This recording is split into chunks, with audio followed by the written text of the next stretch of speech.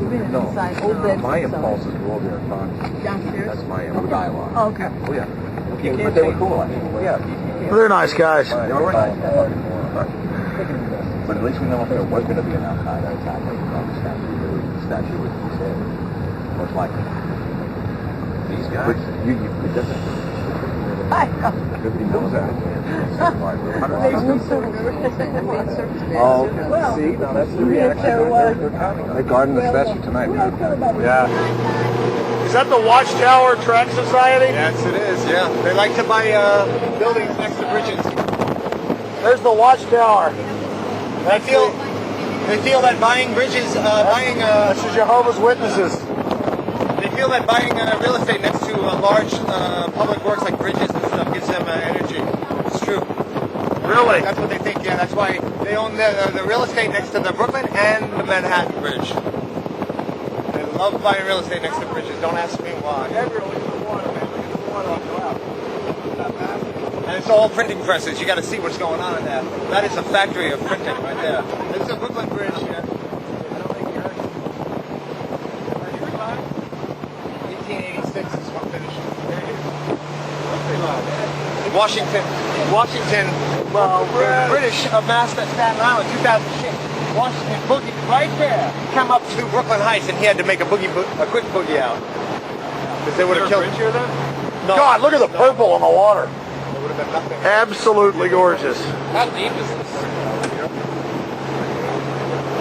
Harry. How deep is this? We're at 40, we're 51 feet. The last guy I saw get killed, he was on this pier, and what happened was the cops went up to get him, and what I saw with my own eyes was the cop lunged to grab the guy, and he went backwards, so they reported it as suicide. And when he fell, he hit the high tension line. Oh my God. Human going down.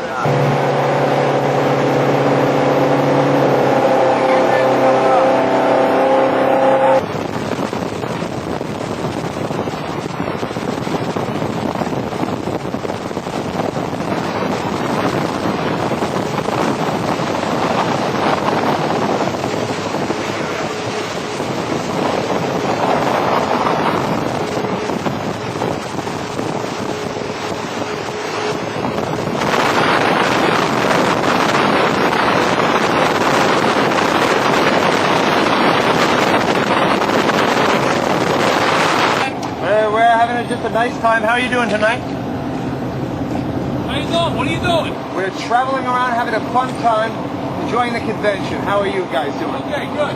Yep. Beautiful. Sorry? Okay. And we were just sitting out here. Where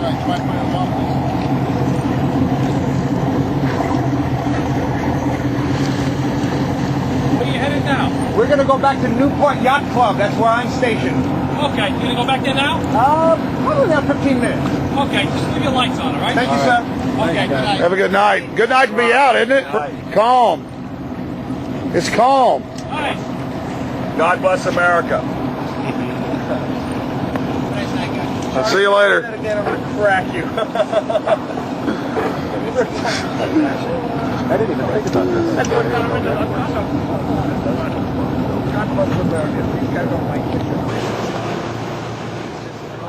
All in all, we had a great time in New York, despite the police state.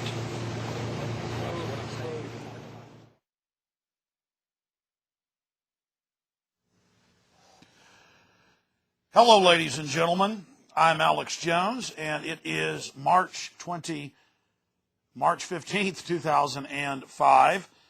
And you just saw the extras off of my new documentary, Martial Law 911 Rise of the Police State. And I just made those extras in a day or so. It didn't take me 6 months to make or 5 months to make like the film itself, the 2-hour, 35-minute film, Martial Law. But those are the extras from the DVD that is coming out next week. Of course, here is the VHS of the film. And last week, we played a little bit of this on the air. I'm sorry about the quality. You know, these transmission lines that cable TV, this studio we're in, sends it to Grande and then through Time Warner, and it really loses signal quality. But when we re-air it as a tape show, you'll be able to really pick out a lot of the details of that nighttime cruise that we did. But there is a secret that holds the world's destiny in its grasp: martial law, 911, rise of the police state, and this is my best work. And again, it's 2 hours 35 minutes long. The DVD is 3 hours 35 seconds long, and those are the extras, the 25 minutes of extras that you just saw about a minute ago. Again, it is the 15th day of March, 2005, and I've got a lot of news and information that I want to cover here with you in the last 34 minutes that we've got left. We won't be taking any calls tonight, but tomorrow night I'm going to go ahead and try to give about half the hour broadcast program to your phone calls. And then, of course, we also take these shows that we do Tuesdays and Wednesdays live almost every week, unless they're doing another show down here, and we put them on the internet as well. And I want to say hi to all the folks at prisonplanet.tv. All right, I want to try to calmly go over this news and information. Words really can't describe just how systematic the brainwashing is. But for those of you that saw the 9/11, the Road to Tyranny, that I made 3 years ago, you know that I said that the government's promoting torture. They're promoting torture on TV and the dramas and the fiction, and they're also promoting torture not just in fiction, but in the newspapers. Alan Dershowitz calling for torture, the New York Times calling for torture. Oh, these are terrorists that attacked us. We need to torture them. This has been part of a systematic plan to brainwash us. And then, of course, I pointed out that you can't believe confessions from anyone who's been tortured. I also added that you can't trust a government that will torture people, and anyone whose conscience will allow them to torture is someone who enjoys it, sadistic psychopaths.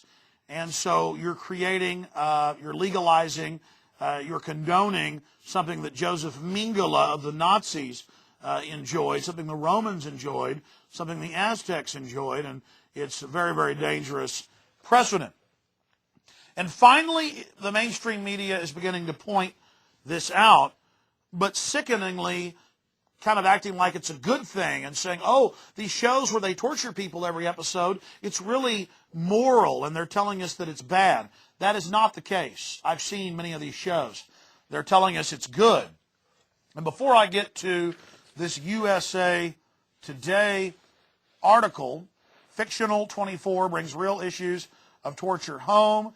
TV hero tactics debated in world after Abu Ghraib. Just one of 32 camps in Iraq. And before I go over that, I wanted to point out that here's an Associated Press article today. White House defends video news release. And this actually came out March 14th, yesterday. White House defends video news releases. And they admit here that over $200 million, over $200 million has been spent just in the last 3 years by the White House with these fake newscasts that they mail out to even local stations in Austin. Long before it was in the news a year ago when this first broke, I said, folks, I'm seeing fake newscasts. I'm seeing government infomercials where they don't tell you it's the government. I mean, you could just tell. Look at our leader. Man, he really cares. Wow, the people really agree with him. We need this Patriot Act. We need to give up our freedoms. Oh, we need the prescription drug plan.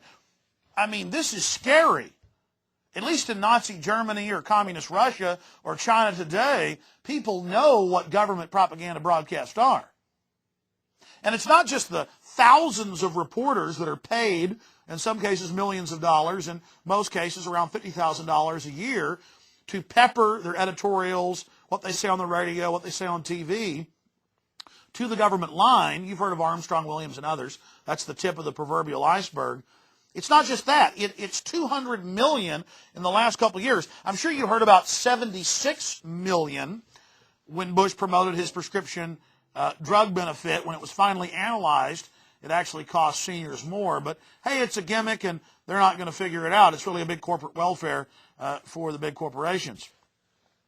But the White House and now Congress, the Congressional Budget Office, as well as the General Accounting Office, GAO, has told him in two separate rulings, this is criminal. This violates a whole score. It was like over 15 federal laws. A bunch of them are felonies.